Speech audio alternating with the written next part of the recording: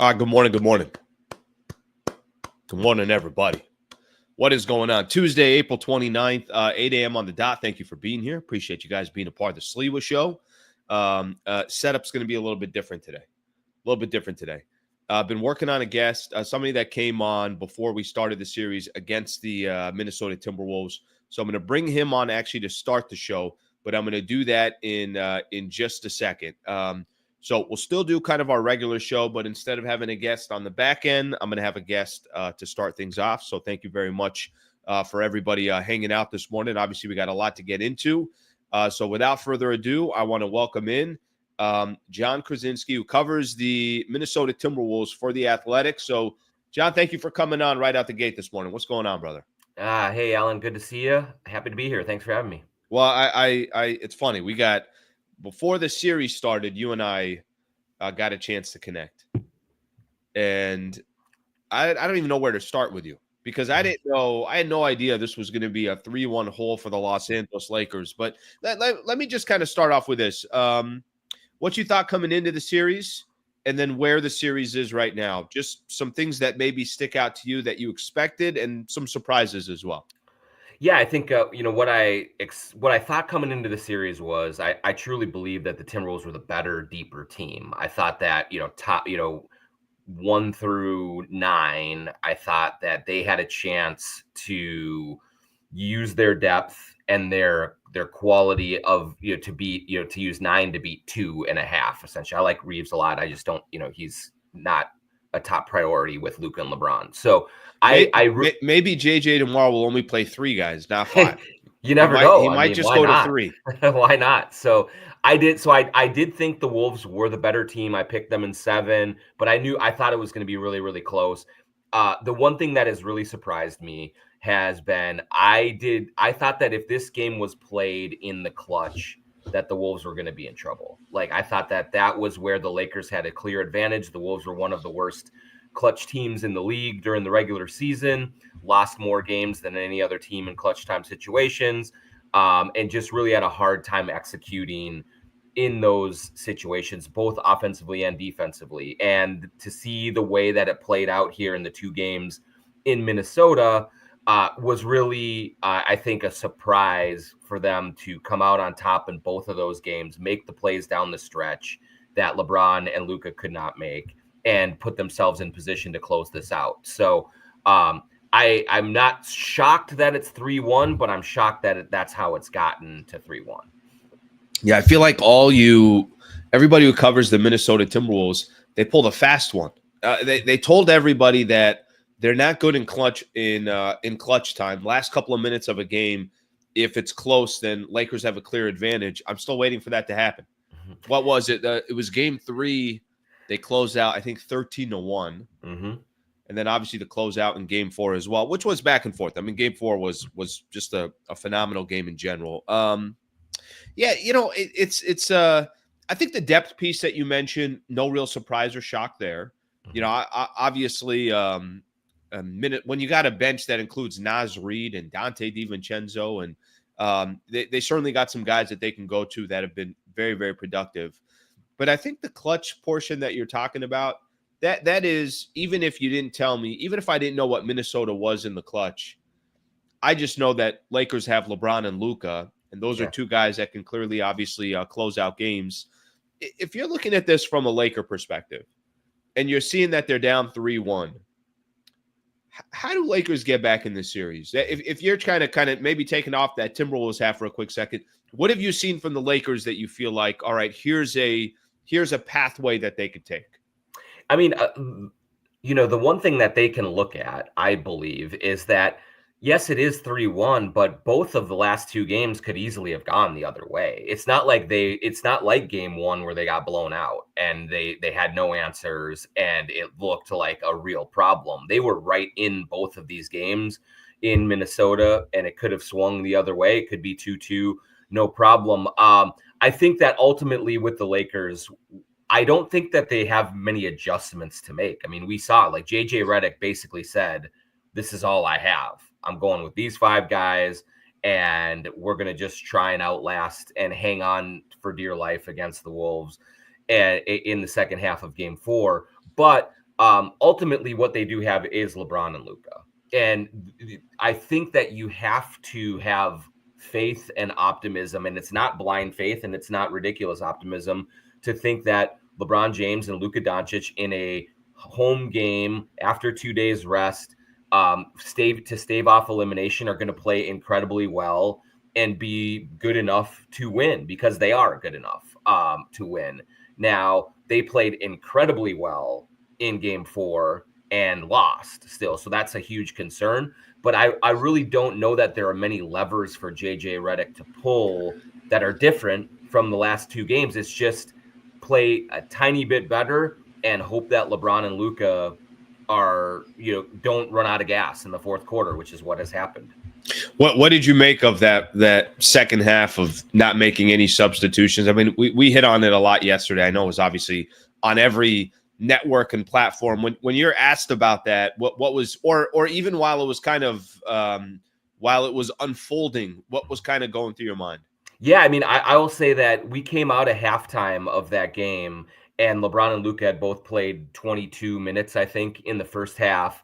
And I actually tweeted before the half started, I said, I bet these guys don't come out at all. Like, I was anticipating that. Did I anticipate that all 5 of them would play all 24 minutes? I didn't, but I didn't blame JJ for doing it because that was the game you needed.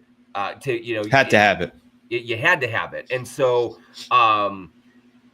the way Jared Vanderbilt is one-dimensional, Gabe Vincent wasn't given him enough, and Jackson Hayes is completely unplayable. So I just didn't see what other options JJ had in that stretch.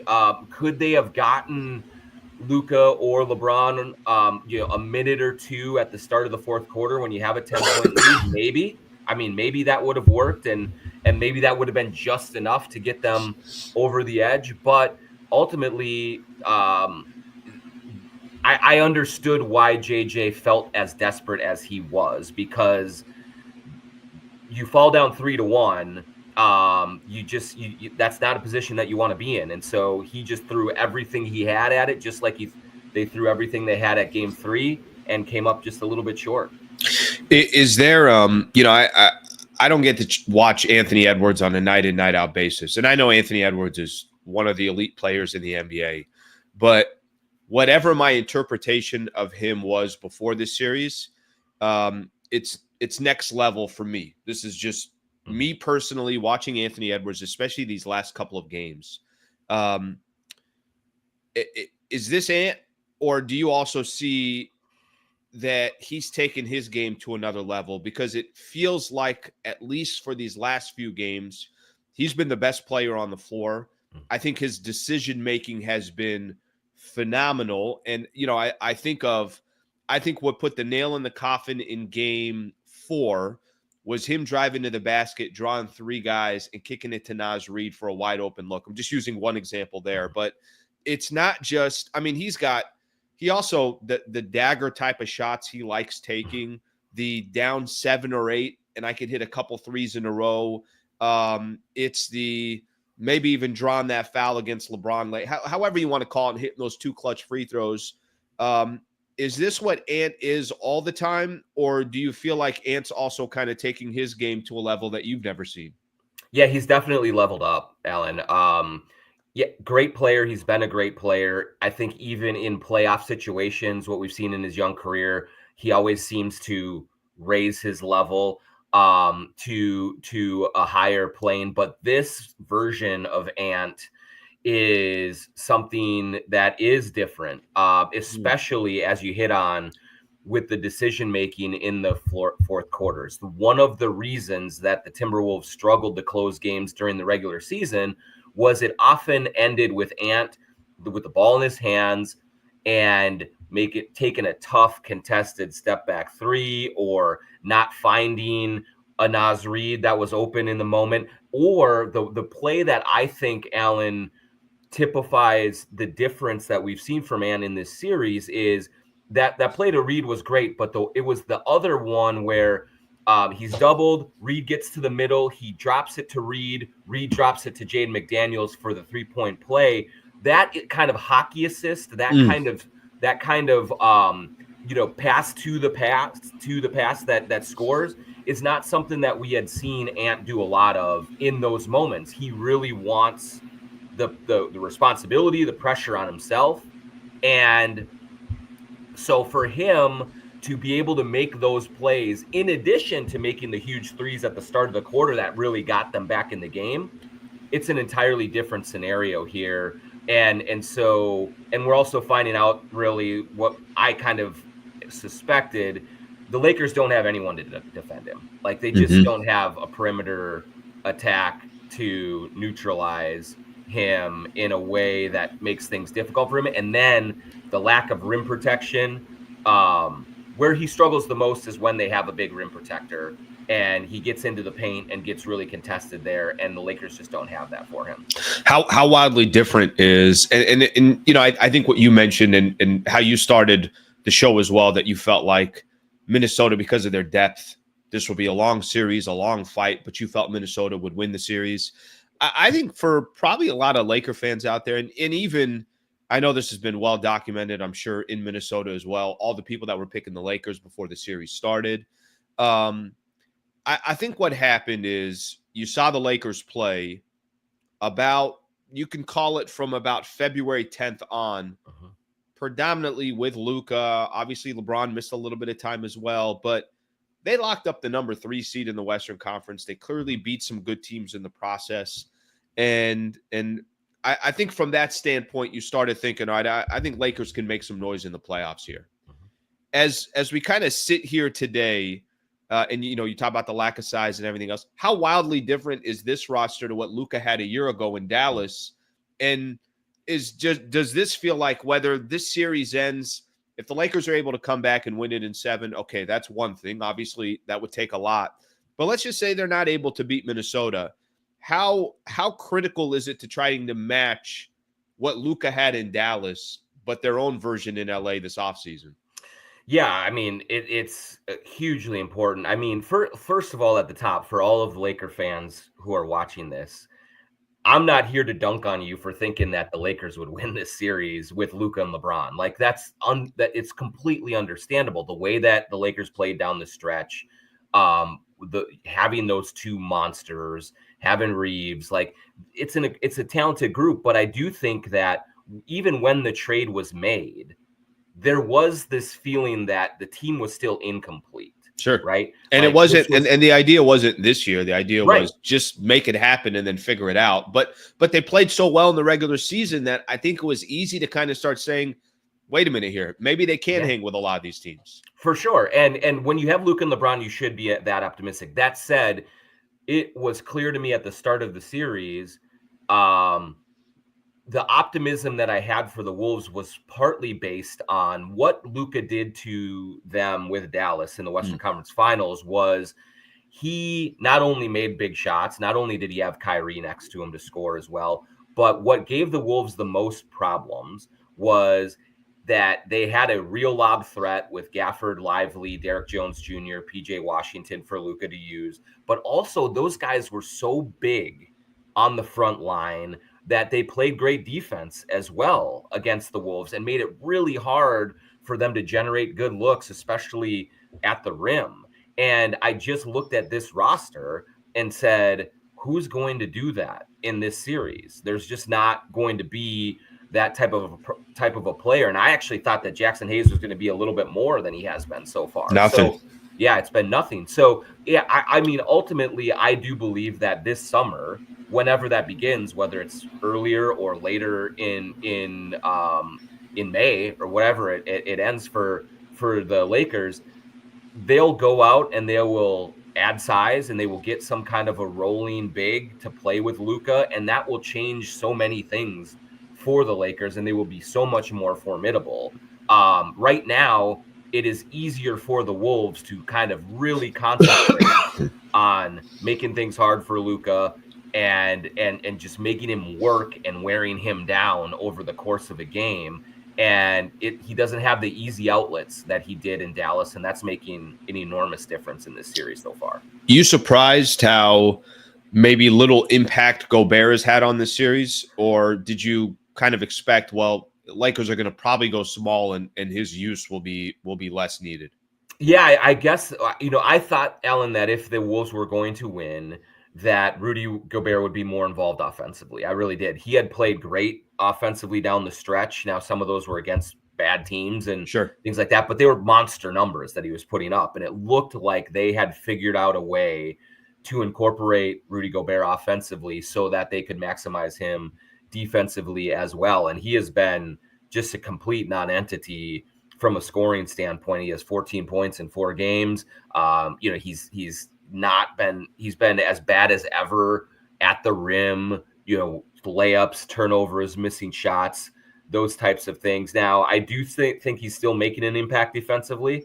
I thought his 7 offensive rebounds in game 4 were actually really big, but in general, another reason I liked the Wolves in this series is I think they have options in multiple ways to win the series. I think the Lakers have one way to win the series. And so we saw that they have tried to get Rudy Gobert more involved. That has not worked, and they've just pivoted away from it. I think Chris Finch, you did a good job of putting Naz Reid out there in the fourth quarter in game 4 and in game 3. And that's the group with Naz Reid and Dante DiVincenzo, with Edwards and McDaniels, that really causes problems, and Randle, and really causes problems for the Lakers defensively. They just cannot seem to find any answers to keeping the ball out of the net when that group is rolling.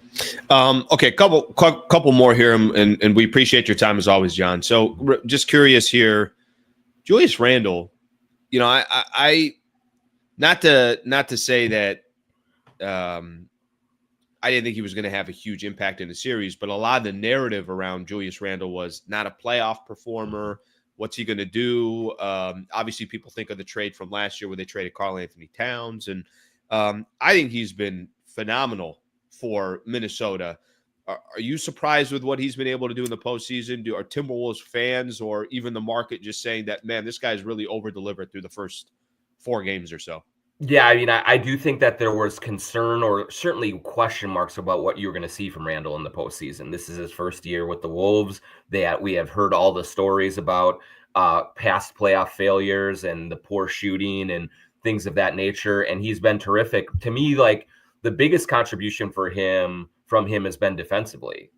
What he's been able to do to just stand up to LeBron and Luka a little bit has been really impactful for them. And his ability in the first half of game 4, when the offense was not going, for just to make enough buckets to keep them close and in the game, I think has been huge for them. And I think the key to him having success here is that, in New York, he was the number 1A option, and they needed him to score a bunch of points. They needed, he had a lot of offensive responsibility on his shoulders from a scoring standpoint. Here with Edwards, he can be a number 2, and that's much more comfortable. He can facilitate, he can knock down open shots, and it's just a better match for his overall game as the Robin and not the Batman. And he has been a revelation. And yeah, I think that he is winning over Timberwolves fans who certainly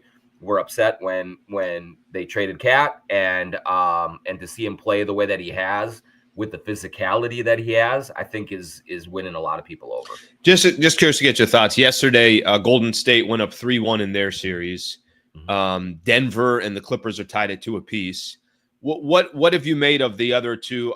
OKC, it feels like they finished their series a month and a half ago. So just what do you make of the other two rounds that are going on in the West?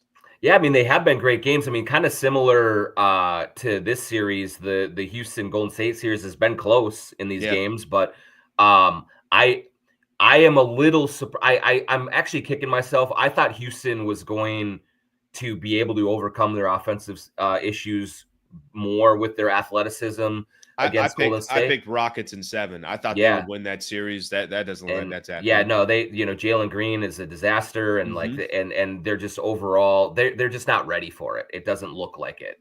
They're trying to be the tough guys, and that's not working out for them. Denver and the Clippers. Hey, props to David Adelman and the Nuggets, because that team was dead in the water Sure. 2 weeks ago. And to see them fight the way that they have against the Clippers, who are playing really, really well, I think that's inspiring stuff. And seeing Michael Porter Jr. grind through the injuries and figure it out, that's a resourcefulness that I frankly wasn't sure the Nuggets had. As the playoffs approach, they looked fairly well cooked, and they've reached down deep and found something. And so that looks like it's going to be a great series for 3 more games here. Okay, final one. We'll let you go. So you had predicted before the series started, you thought Minnesota in 7. Mm-hmm. Just how do you think the rest of this series plays out? I think the Wolves really, really want to get 5 and just end this. I don't think they want to breathe any sort of belief into Luka and LeBron.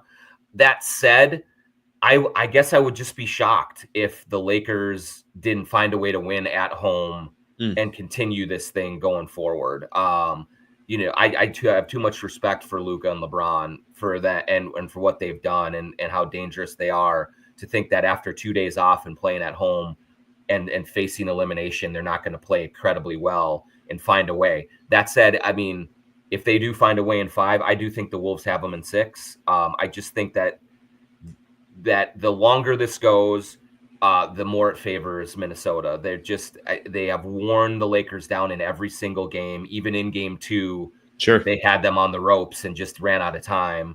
And so I just think they're deeper and they're stronger and they're more athletic, and they're eventually going to get the Lakers.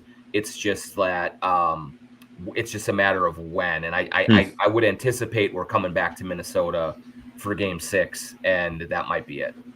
Well, the rest is over. We know that the long rest that they used to get in between. So I think they'll go Wednesday, Friday, and if necessary, go Sunday. So they'll be piling them up.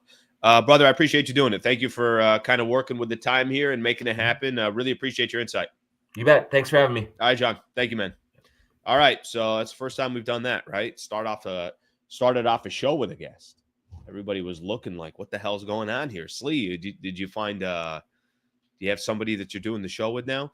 I was trying to work with John's schedule, so I was trying to make that happen. So that's why we had Jon on to start off the show. So shout out to Jon Krawczynski, covers the Minnesota Timberwolves for The Athletic. Came on about a week ago or so, and I one of the things I really like doing, I like getting insight from the other side, because I could see the insight from our side. I could always see something from, obviously a Laker perspective, but I definitely value his perspective. All right, I feel like now I'm just starting the show. Good morning, everybody. Thank you for being here. Appreciate you guys hanging out. Okay, let me give everyone just real quick. I got a quote for everyone. Give everyone a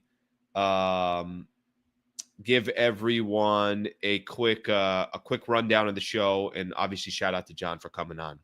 Life is not easy for any of us, but what of that? We must have perseverance and, above all, confidence in ourselves. We must believe we are gifted for something and that this thing must be attained. So that's a quote for this morning. Appreciate you guys hanging out here. Just a quick rundown of what we got for the show. So obviously we already cranked out that conversation with John. A couple things I want to take away from that conversation that I'll get into. Lakers come back. All right, if they come back, what's it going to have to look like? How can they just even honestly just force a game 6 and get this thing back to Minnesota and force a little bit of pressure? Or Luka. It's kind of an interesting conversation. Kendrick Perkins on ESPN was kind of making a case here for Anthony Edwards, which I got to be honest with you, I understand his case. We'll spend a little bit of time on that. I think we got to pump the brakes a little bit on this entire Lakers roster, because I think it's clear this roster has incredible holes that they're going to have to address in the offseason. The NBA admits a missed call again. Good. That's great. It does nothing for anybody. Here they are still admitting that. And then I got a couple things on the games last night. Warriors beat the Rockets. Houston, not the highest IQ up here. Jimmy Butler kind of gutting out that game. Couple things around the NBA news, and then we'll call it a Tuesday. Okay, we'll kind of take a look at a few comments here, just because we haven't got into, I haven't seen any of the comments yet, and then we'll keep kind of rolling with the show. First name BR. Thank you, brother. Very, very kind of you. A 20 spot in the house. Thank you, brother. I appreciate you doing that. JJ coached a good game. He can't control his players blowing layups, turnovers, and LeBron shooting a bad three early in the shot clock in crunch time. If they get out of this series, like to see rookie Dalton connect and Gabe Vincent. Well, I think you can't just say that it's all on the players. I think JJ holds some responsibility as well.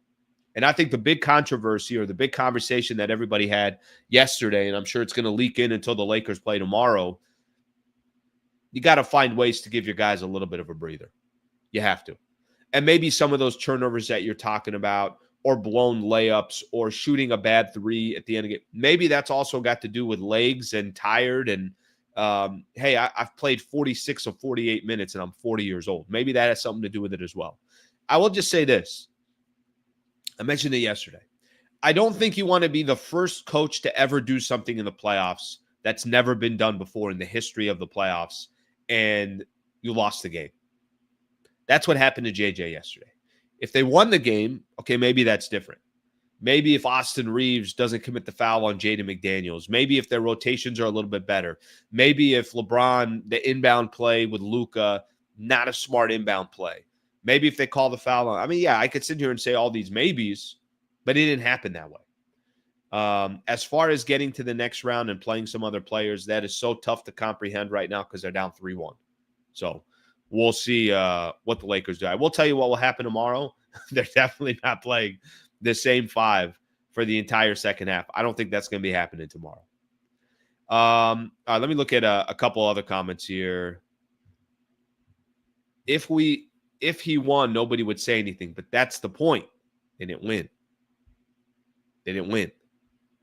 That's the exact point. They did not win, which is why then everybody jumps on the conversations because they lost.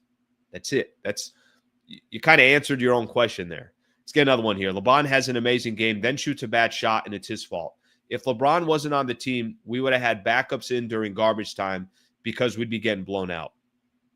Yeah, I'm not going to do this whole because I think there's two camps on LeBron.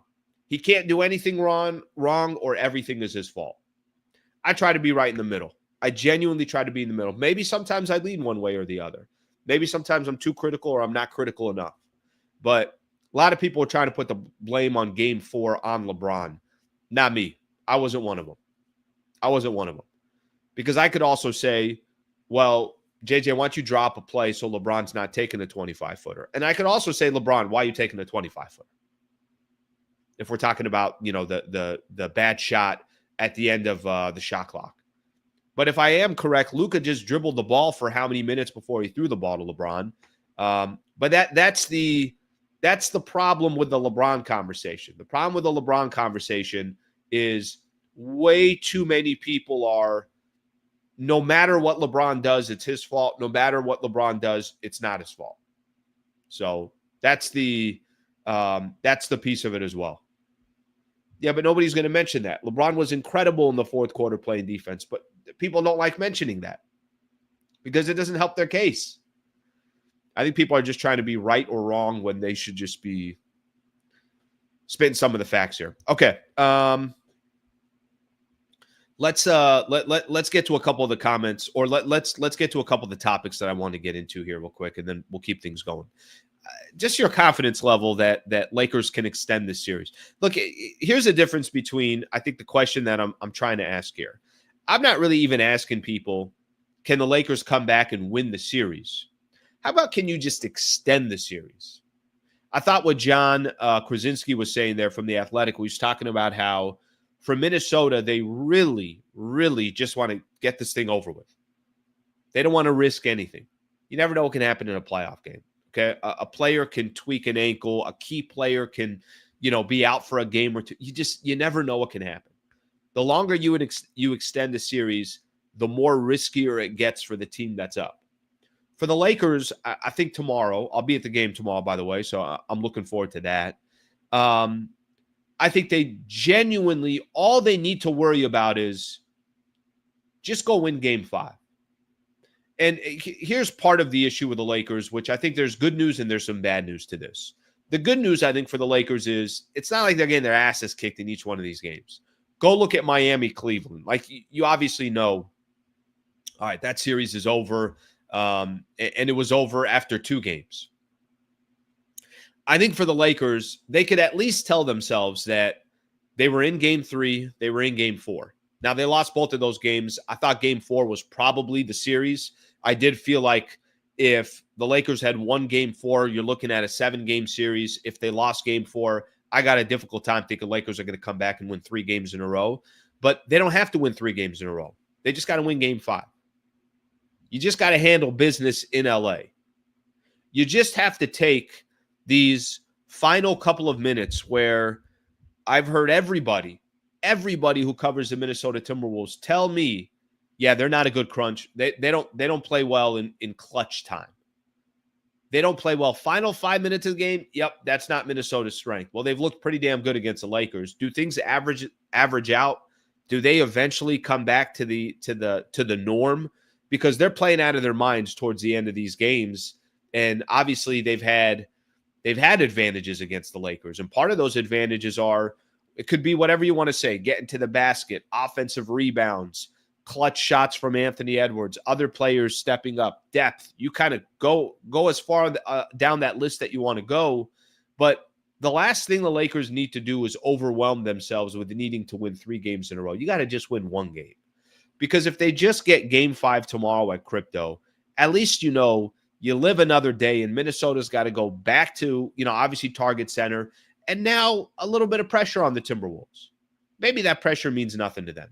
Maybe Lakers will be gassed and tired by the time they get to game 6 anyways, and maybe Minnesota it's a 10-point win for Minnesota and it's over. But at least put the pressure on the Minnesota Timberwolves. So that's kind of position that the Lakers are in right now. I will say this, part of the problem, it does feel like the Lakers right now, momentum-wise, clearly they've been going in the wrong direction.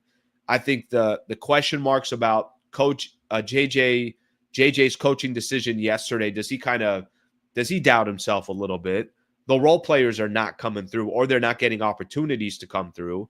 Every game forward now is one day of rest, and then you got the travel. I was mentioning to John, they got to play, if they keep going in the series, Wednesday, Friday, and Sunday, and I think round 2 starts on a Tuesday.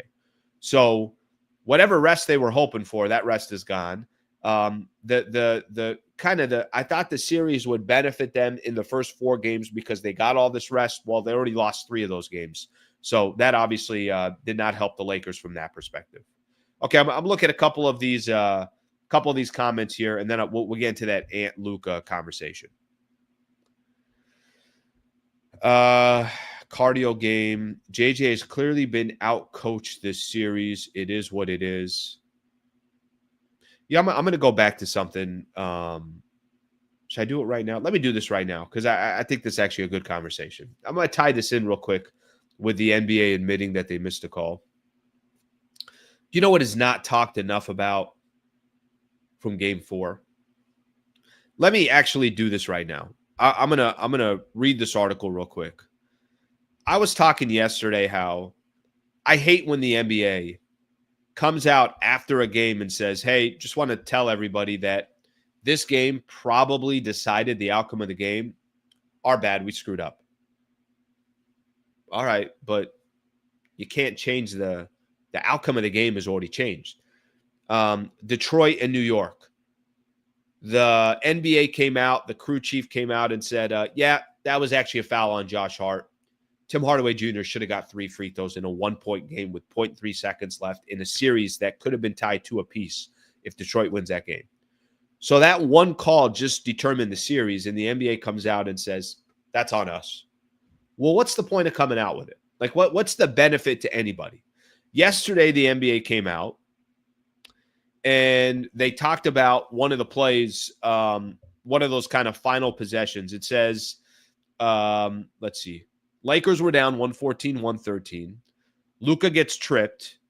Jaden McDaniels, an inadvertent trip. Now, granted, Luka stepped on his foot, but let me read what the NBA said.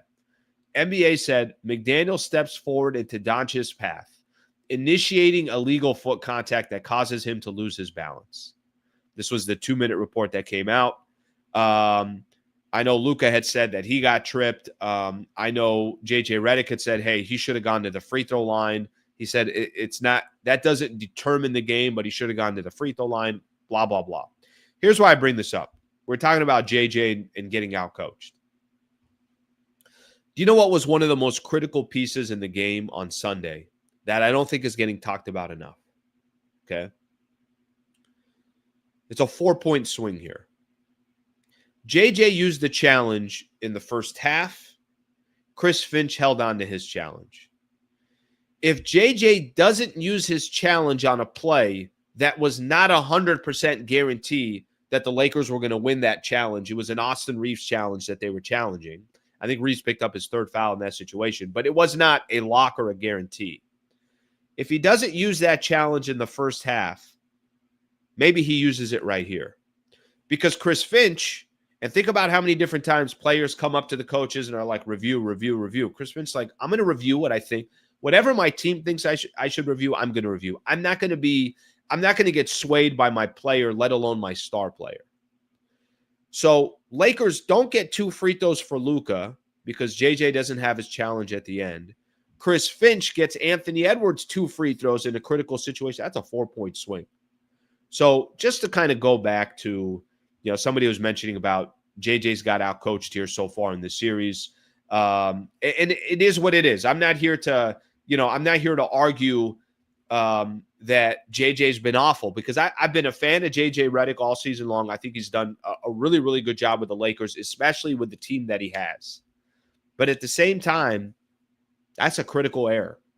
If you're going to review something in the first half that is either taking points off the board or you're making sure 100% you're going to win that review, because if you don't have it late in the game and you need it, Chris Finch was like, yeah, I got mine. I'm reviewing it. They found angles that I've never even seen before, and they got 2 free throws out of it. So I thought that was an incredibly important piece of the game that I don't think a lot of people were talking about. And the referees continuing to come out and say we screwed up, I just think is the dumbest thing in the world. I don't know what the benefit is for them to come out and say, hey, we might have cost you the game. Okay, what fan base is going to look at themselves and say, well, I feel better now. I feel better now. All right, let's see what we got here. In fairness, can't believe I'm saying this, but the players demand that JJ challenge every call, so he wants to support them and just challenges the call. Let me tell you something. I think there's a lot of truth to what you're saying here. I actually think that it's part of the coach's responsibility to kind of show like, hey, I'm in sync with you. If you come to me, I want to show you that I trust you, and I want to show that I'm supporting you. Here's the problem with that. If it's not the right call, you hurt your team. You hurt the squad. I've seen Anthony Edwards. I'm giving you guys an example here. I got a really good angle at these games where I just got I get a clear view sometimes of seeing certain things that happen. I remember, I don't know, it was game 1 or game 2. Anthony Edwards lost it, running over to Chris Finch. Review. Chris Finch looks at him and says, calm down. Turns around, looks at his bench. They say, nope, don't review. And he doesn't even look at Anthony Edwards. He's like, what do you want me to tell you? I'm not in control of this. They're in control of it. And my job is not to appease Anthony Edwards. My job is not to appease the players. My job is just to make sure I get the call right. Because if I lose this challenge, it's gone. So I think no ego. I think you make a great point, but it's the responsibility of the coach. Here's another thing, if you use this as an example, and I heard a lot of people saying this, that if you ask your players in the second half of the game in the fourth quarter with 6 minutes left to go and you don't want to make any substitutions, hey, how you guys feeling? You good? What player is going to say, I'm not feeling good? They're all going to say, I feel great. I'm good. Don't sub me out. But that's the coach's responsibility to say, I know you feel good. I appreciate that you want to keep playing. I got to get you a breather because I need you fresh for the final 3 minutes. All right, let's see what we got here. Yeah, that one just came up. I was going to do that a little bit later, but I figured I would do that.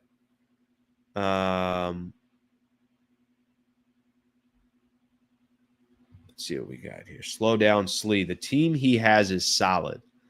Which team we talking about? You talking about the Lakers? The only thing they're missing is a center, but the Warriors and Heat figured it out. Yeah, the Warriors have been playing that way for years. And if Luka was on the Warriors, they're going to need a center. Like, it just kind of depends what type of team you have. And they also got one of the best defenders in the league in Draymond Green that plays multiple positions. They have figured it out. I'm not telling you that they haven't figured it out. They clearly have. But the Lakers haven't. So I think there is a difference there. I think there is a difference there from that perspective.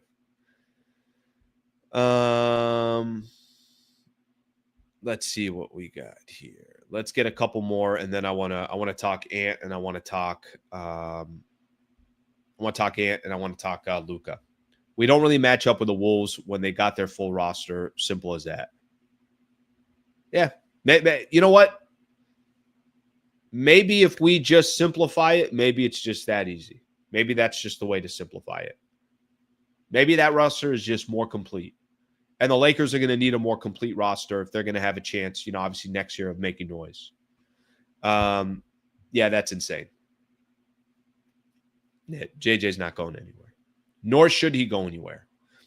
That doesn't mean you can't criticize him for doing something that no other NBA head coach has done in the history of the NBA playoffs. You can criticize him for that. But you guys want a different coach. I saw somebody saying, they had the Darvin Ham or JJ Redick, and they had the arrow pointed that way or the other way, whatever way, to Darvin Ham. Go have Darvin Ham as your coach. I'll take my chances with JJ Redick. I'll take my chances with JJ Redick. Yeah, that part's not even a question to me. All right, shout out to our partner here, Brad Wallace and the Wallace Firm. I told you guys a little bit about that Home Depot case over the last couple of weeks. Great story to share. I love that I can share that. I'm kind of trying to simplify everything for everybody here. If something happens in your life or a family member's life, and you need an injury attorney, I want you guys to feel 100% confident that I can make an introduction to a person that runs a firm he's been running for about 10 years. One of the best in the business, can help anybody in the state of California. I'm talking about Brad Wallace and the Wallace Firm. The Home Depot case that I'm talking about, he's been handling this for his client for about 5 years now. And a couple weeks ago, Brad Wallace was in the Van Nuys courthouse in Los Angeles County. Jury delivered a $4.6 million verdict on behalf of the Wallace Firm's client and found Home Depot responsible for nearly $3 million of that amount. By the way, that's significantly more than Home Depot's highest pretrial offer on the case. Why do I share this with you guys? I want to give real examples of Brad Wallace and the Wallace Firm, how he's helping people out in the state of California. Again, you get kind of involved with insurance companies. They want to settle. They want to pay the least amount of money possible. Get somebody on your side like Brad Wallace and the Wallace Firm. You really give yourself an opportunity to get what you actually deserve. If you or someone you know has been in a serious situation, reach out to Brad Wallace and the Wallace Firm to see how they can help. For more information on how they can help you, go to wallacewins.com/Sliwa, wallacewins.com/Sliwa, or click the link on my description. That's available there as well. So shout out to Brad Wallace. Thank you for being a partner. And I appreciate you guys also understanding how important it is to have partnerships on the channel. Helps grow the channel. And you guys have been, obviously very I appreciate how everybody's kind of accepted the partners into the show as well. Okay. Ant or Luka? I'm not sitting here. I'm not, my goal in this conversation is for one reason. This came up on ESPN. I think it was First Take. I'm going to read something that Kendrick Perkins said. Some areas I agree with, other areas I don't agree with. This actually came up on NBA Today. Okay. Whatever your opinions, your thoughts are on Kendrick Perkins, if you think he's the best NBA analyst or you think he's the worst, I don't really care. We'll kind of put all that to the side here for a second. This is just one topic that I want to take from what he said. Areas that I agree with, areas that I don't know what he's talking about. Here's what he said. He said, watching the fourth quarter, he's talking about the Game 4 performance from Anthony Edwards. I saw what Nico Harrison was talking about when it comes down to the reason he traded Luka. Okay. let me first just say this. If you saw the fourth quarter of the Lakers and the Minnesota Timberwolves, and you thought that fourth quarter now justifies why Nico Harrison may arguably have made the worst trade in NBA history. We'll have to wait and see what happens. Obviously, let things play out a little bit. Let's see what the Lakers do in the offseason. Does Luka ever get a championship with the Lakers? Does the Dallas Mavericks, do they ever get healthy and figure out a way to, compete or whatever the case is?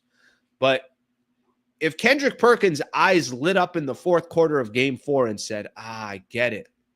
I know why Nico Harrison did this. I know why he traded Luka.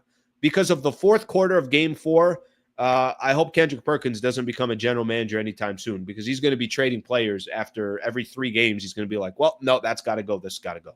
Let me keep reading what he said. He traded Luka because he felt that the Dallas Mavericks were not going to be able to win a championship with Luka. Okay. All right, you want to make that case? That's fine.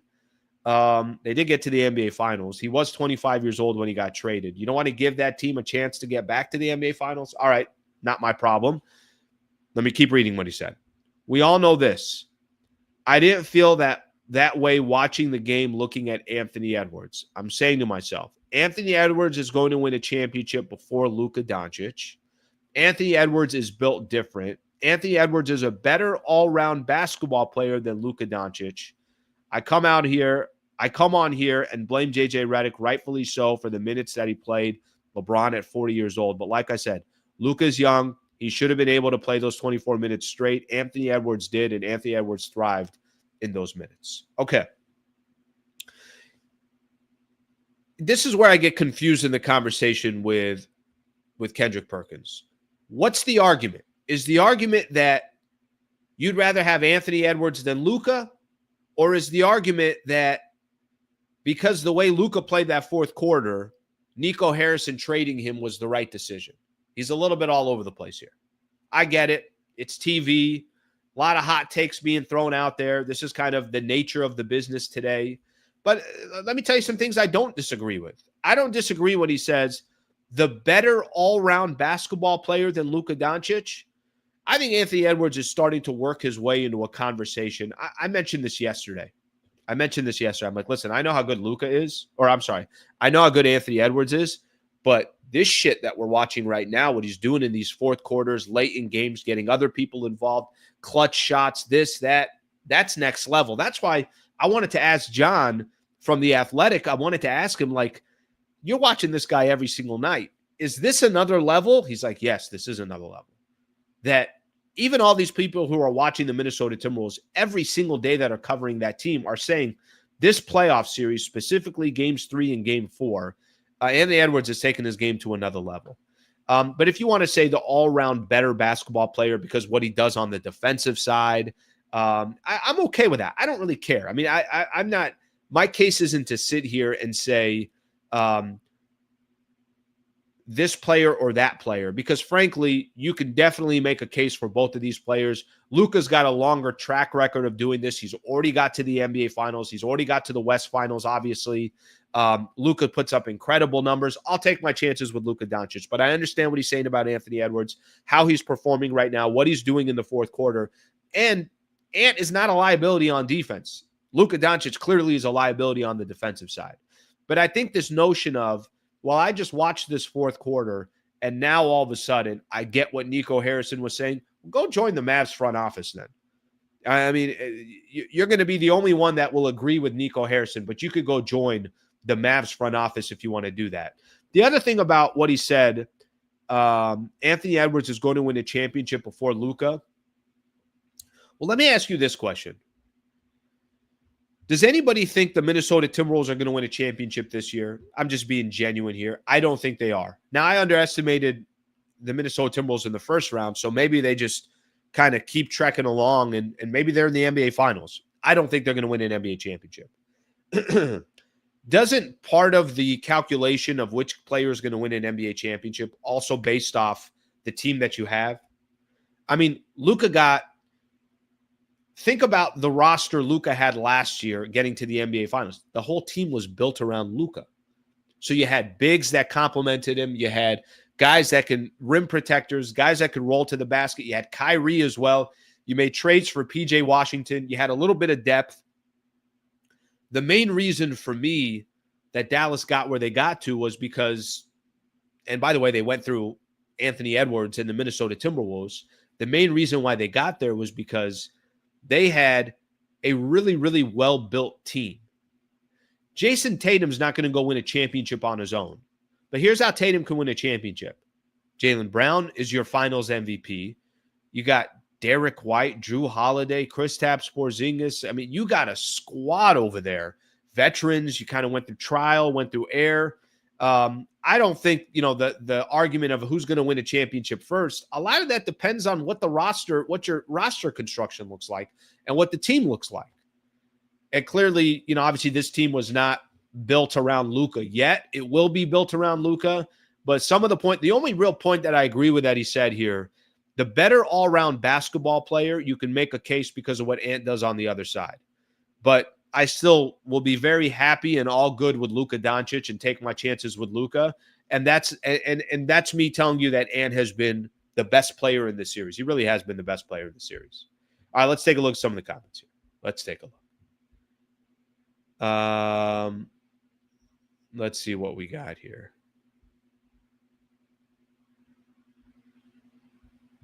You saw how Ant was pushing Brown and grabbing him. I thought it was phenomenal. I thought Ant was great. All right, let's get another one in here. Ant 25-5, 25-5-5, Luka 29-8-8. Luka's really only bad game was the game where, obviously he had the stomach flu virus, whatever it was. The problem, I will give Ant this credit, he's been better late game situations. He's been better than anybody. He was phenomenal in game 3. He hit that dagger 3. In game 3, he hit the dagger 3 over Luka. A step back 3 to give them a 3-point lead. Then the 3 to give them a 6-point lead. I mean, he's been phenomenal. He's been more clutch than anybody out there. Period. Point blank. And I don't think there's a conversation about it. He's been better than anybody from that perspective. Now, I get it. Listen, I go back to this. There's people are trying to say things to just kind of stir it up. And frankly, kudos to Kendrick Perkins. He said what he said, and here I am talking about it. All right. Some people talking about Luka out of shape. Okay. McDaniels and Reed are winning. I actually cannot argue that. I can't argue that. That's a right. Ant can do whatever he wants, but if Jaden McDaniels and Naz Reid aren't having the series that they're having, you're right. They're not up 3-1 in this series. Ant gets his points with a system making other plays better. Luka has the ball dominant LeBron effect, which hinders players, forcing stagnation, sitting around, and last-minute grenades. Thank you, brother. I appreciate you chiming in. Luka was better when he was younger. You guys don't get it. He wasn't a defensive liability for Real Madrid. He was in shape, playing D, and blocking shots. Buddy, that was like 7-8 years ago. He was 18 years old at that time. And by the way, he also doesn't have any excuses. I mean, he's not even in his prime. He's walking into his prime as we sit here. All right, let me get a couple more here.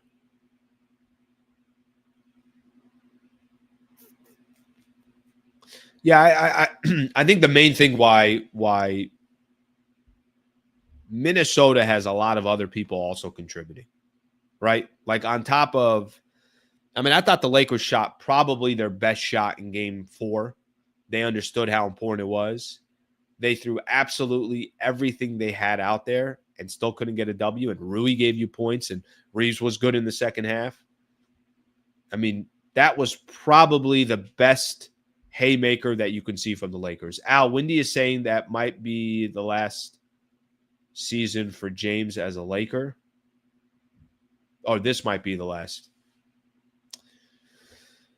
Well, that'll make for an interesting offseason. I don't believe, listen, Wendy is the best of the best, but where would he go and why would he leave?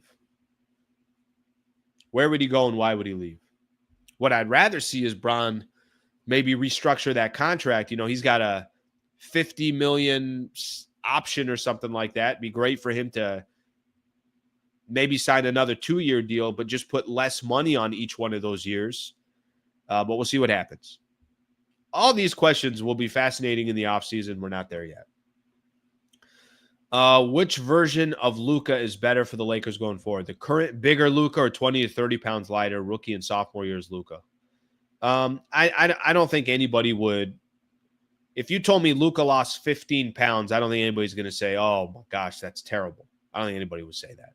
And I do understand why people say, oh, but his size, it actually helps him. He's got such a size advantage with players and everything else. I think Luka's got to be in better shape, and I don't think too many people are arguing that. Right? Are many people arguing that they'd like to see Luka? I think most people would agree that, yeah, having Luka in better shape would be a good thing. All right, shout out here real quick. Anthony, thank you, brother. Gifting out 5 memberships.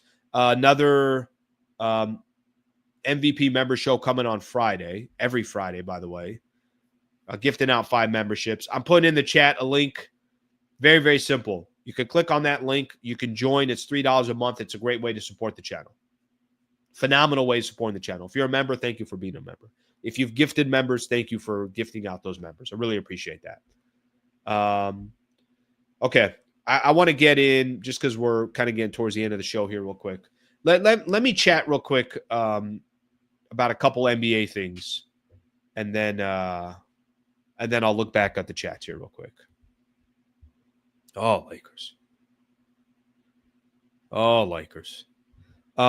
Unfortunately, yesterday also was official. Damian Lillard to have surgery, torn Achilles tendon. So it's what everybody thought. It probably ends next year for him as well, or at least it puts it in jeopardy depending on how long he's out for. But just remember, Dame's 35 years old. The guy's been in the league for a long time. He's been just a phenomenal player. Here's what he said. He posted something on social media. Appreciate all the prayers and well wishes. This one really hurt. His way, not my way, to be continued. So that's what he ended up saying. He missed the final 14 regular season games, obviously because of the blood clot in his right leg, and ended up playing 58 games this season. It's his second season with Milwaukee, and who knows what happens with Milwaukee moving forward. Lillard turns 35 in July, owed $113 million over the next 2 seasons. And, we'll see what ends up happening with the Milwaukee Bucks. Who was I seeing? Some people were making predictions that they think that is the last real game we've seen of Damian Lillard. You know what? It might have been first things first. It might have been Nick Wright or Broussard or one of those guys we're talking about. The version of Dame Lillard is probably over. The Dame Lillard that we remember, and that Giannis Antetokounmpo could have very well played his last game as a Milwaukee Buck once this series is over, which it's probably going to be over, I think, tonight. Speaking of games tonight, 4 games on tonight, which is actually pretty damn cool on a Tuesday. 4 games on tonight. They start at 3 today. But after today, the NBA is going to start cleaning things up. Pacers will probably beat the Bucks. That series will be over. Celtics will probably beat the Magic. That series will be over. Pistons and the Knicks. This one, I'll hesitate. I think Detroit's got a shot to send it back to Detroit. The problem is, obviously that missed call in Sunday's game is just that pretty much ended the series. And then Denver have the Clippers later tonight as well. Big game. Series tied at 2 apiece. Clipper back-breaking loss that they had. Clippers might be the better team in this series, but sometimes you get a couple things go your way, and who knows what will happen. So that game's coming on at 7 tonight. But they got games at 3, 4:30, 5:30, and 7 o'clock tonight. I mean, back-to-back on TNT and back-to-back on NBA TV. So if you're chilling tonight, you want to watch some NBA, you got some good NBA to watch. It's the last time we'll get 4 games, obviously, just because all those happened in the first round. Last night's game, Warriors over the Rockets. Anybody watching Jimmy Butler yesterday? Oh, my gosh. This dude. I mean, this guy had the pelvic muscle injury that he had kept him out of game 3, comes back, ends up 27 points, Excuse me. Excuse me, guys. Excuse me. 27 points, 14 in the fourth quarter. Hit. Excuse me, guys. It's the weather, guys. It's the weather. Hit clutch free throws, grabbed a big rebound. And can I just say this real quick about Houston? Just not smart. They make awful decisions. Just really, really bad decisions, poor decisions that I think really screwed up the Houston Rockets as well. So they're down now 3-1. Man, we're doing it again. That's enough, Al. That's enough. So that's and obviously the winner of this series ends up winning, ends up playing the winner of the Lakers and the Timberwolves. So Golden State up 3-1, Minnesota up 3-1.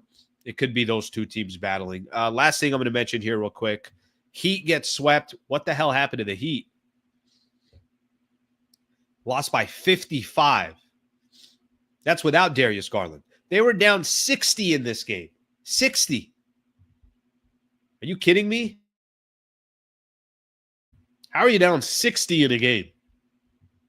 In a playoff game, by the way. All right, let me read a couple of these comments, and then and we're going to call it a day. Thank you, by the way, for being a part of the show.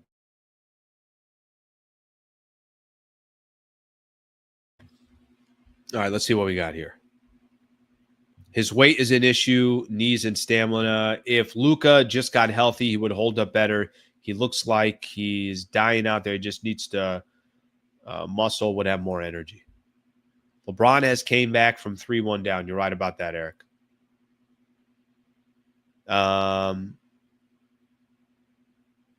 Why would he leave Cleveland? Miami, Cleveland asked the same shit, Slee. Yeah, I think the only difference here is kind of all his businesses are down here, families down here. I think they kind of planted their flag in LA and said, yeah, this is where we're going to be. We'll see what happens. Season isn't over yet. Just go get game 5. Luka cannot handle the ball in the fourth. Too much stagnation. Sits at the top of the key. Dances too much. Braun doesn't dance. He will get downhill and cause a kick out. Austin Reeves has not been Austin Reeves. It's not been good. I agree with you guys on that. All right. All right, everybody. Good stuff. Thank you I know the show was a little bit different today because of the structure of it, but I appreciate you guys. John came in right out the gate, so thank you to Jon Krawczynski from The Athletic for joining the show. Tomorrow, busy day tomorrow. Tomorrow, we're going to do a show at 8 a.m. We'll do a pregame show as well, a live pregame show, and then we'll do a postgame show. Sammy will get something up later tonight previewing Game 5. So I appreciate everybody being a part of the show. Thank you for hanging out. Hope you guys have a great rest of your day, and I will be back tomorrow morning at 8 a.m. Thank you, everybody.